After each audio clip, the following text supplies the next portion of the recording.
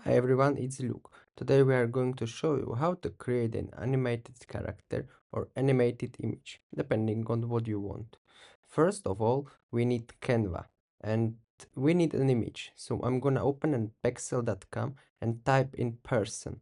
And we'll choose something. We will choose, for example, this one. We will download it. Thank you for the picture. Save. And now we will open Canva. We'll choose a create a new design and we will choose, for example, a YouTube thumbnail. In the left sidebar, we will open apps and we will type Animify. Animify. Now we will upload the image we want. So we will choose upload files and we select our picture. Now we will just quickly paste it and customize it.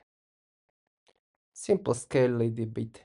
We will open Animify and we will put open. Now we will click Animify and replace.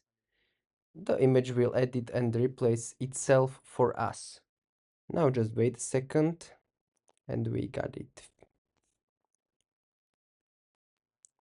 And this is the animated version of our picture. If I helped you, give it a like and subscribe. Tschüss.